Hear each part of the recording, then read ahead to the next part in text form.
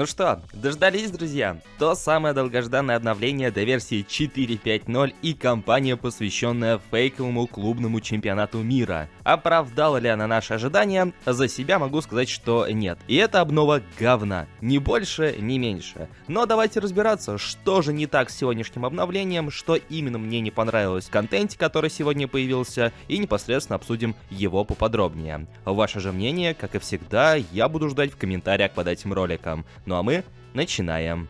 К слову, если вам необходимо пополнить ваш баланс монеточек в eFootball Mobile или в любой другой мобильной игре, то вам на PlayRock, ведь на их сайте собраны одни из самых выгоднейших предложений на рынке, а также вы всегда можете предложить свои товары и услуги. А если вы обладатель такой платформы, как ПК, и играете в Steam, и вам необходимо пополнить его баланс, то это также можно сделать на PlayRock с наименьшей комиссией на рынке. Приобрести монеты и все остальное на их сайте вы можете в пару кликов, и что самое главное, безопасно.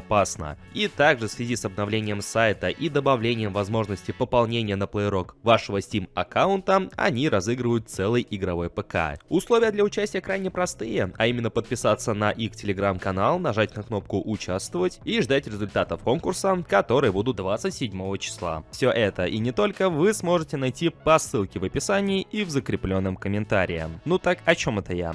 Точно. Соответственно, как мы и ожидали, и в принципе эти ожидания оправдались, учитывая предстоящую повестку клубного футбола, в игре стартовала новая кампания, которая посвящена клубному чемпионату мира. Учитывая, что у Konami отсутствует лицензия на данный турнир, данная кампания представлена в некотором фейковом виде, но затрагивает те клубы, которые участвуют в этом турнире и на которые лицензия есть у Konami. В общем-то, все как и всегда, мы получаем награды за выполнение целей, мы получаем награды за вход в игру, и не просто какие-то поинты, а целых 10 монеток за каждый день входа в игру. Но стоит отметить, что за все время кампании за вход в игру нам также раздадут и по 100 монеточек, и в общей сложности где-то должно быть 300 монеточек за каждый день входа в игру. Ну и, конечно же, по новоиспеченной традиции, селективный контракт и возможность выбрать одну из шоутаймовских карточек. И если в прошлый раз мы ломали голову, кого же из вратарей брать, когда были шоутаймы по игрокам национальных сборных, там,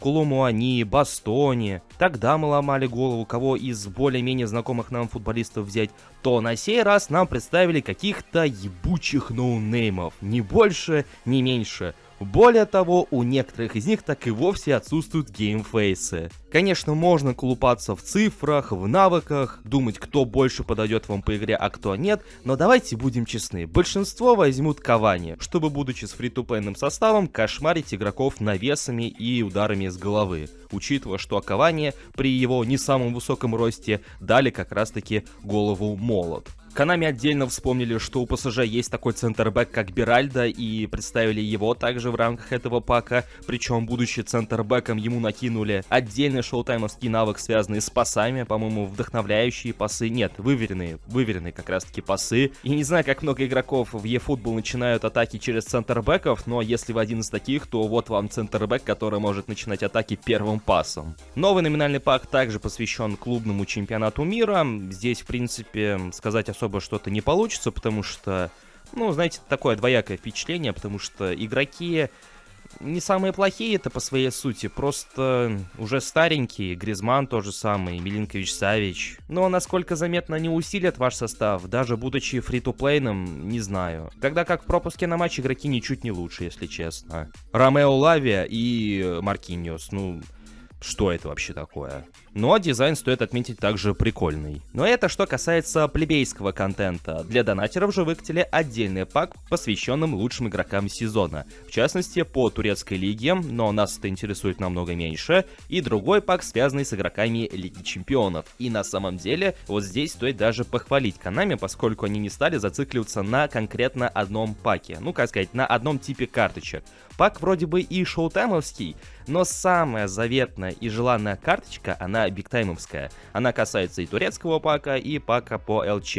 И там есть бигтаймовские карточки, которые получили обновленный дизайн. И вот что-что, но дизайн бигтаймовской карточки мне очень даже нравится. Соответственно, в обоих паках такие карточки получили Асимхен за хороший сезон в турецкой лиге и также Усман Дембеле за свой перформанс в Лиге Чемпионов. И вроде бы пак называется «Лучшие игроки Лиги Чемпионов», но в то же время в хайлайтовских карточках присутствуют такие игроки, такие как Харви Эллиот, Лукас Васкес и прочие ребята, которые, будем честны, далеко не самым лучшим образом показали себя по ходу этой Лиги Чемпионской кампании. Почему бы не добавить условных там Рафинью, я не знаю, будучи даже хайлайтовским игроком, или кого-нибудь из Интера, тогда как от черно-синих здесь представлен только Дюмфрис, мне, если честно, непонятно. Некоторые из игроков, в том числе и я, проводили аналогии с прошлогодним обновлением, когда в честь чемпионата Европы и Кубка Америки Konami выкатили немало количества наборов за определенное количество золотых монеточек. Ну, помните те паки с Аргентиной, Францией, Турцией, Англией и так далее. И нечто подобного я и другие игроки ожидали и с этим обновлением.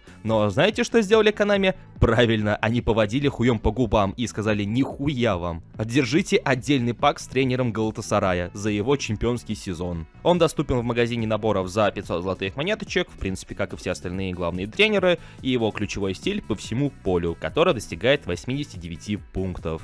А помните, у нас были отдельные ивенты, посвященные чемпионату мира, Кубку Америки и чемпионату Европы. Отдельные мини-режимы, где мы проходили целый турнир, играя против искусственного интеллекта. И помните ли вы, что за это мы получали золотые монеты? Нечто подобное появилось и в честь клубного чемпионата мира. Только забудьте нахуй про эти золотые монеты. Здесь вы получите ГПшки и некоторые поинты. И то рандомным образом. Никаких вам монеточек за игру против искусственного интеллекта. Самое главное нововведение, которым Konami даже похвалились в качестве отдельного уведомления, это то, что теперь можно будет покупать аватарки за ваши ГПшки. Ну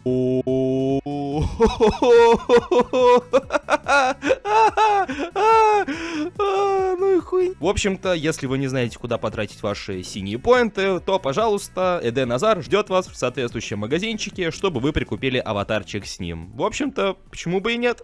И, в общем-то, подводя итог по всему вышесказанному, не сказать, что я разочарован, потому что каких-то, знаете, прям таких вот надежд я не строил. Здесь скорее разочарование от того, что нет какого-то контента, который в теории мог бы зацепить, ради которого хотелось бы заходить в игру, ради которого хотелось бы фармить свои игровые часы, минуты, я не знаю, на что хотелось бы обратить внимание, что можно было бы обсудить с другими игроками, поспорить, кого взять, на кого стоит обратить внимание, какой пак интереснее, а какой скучнее. Всего этого с этим обновлением для меня нет, а поэтому оно мне не интересно и, соответственно, оно мне не нравится. Не то, чтобы оно не оправдало моих надежд, у меня их не было, просто оно не привнесло контента, который в теории мог бы меня хоть как-либо заинтересовать. Если же у вас иное мнение и вы более чем довольны этим апдейтом, то пишите свое мнение в комментариях под этим роликом, также поддерживайте его своими большими пальцами вверх и подписывайтесь на канал с колокольчиком, если вы находитесь здесь впервые.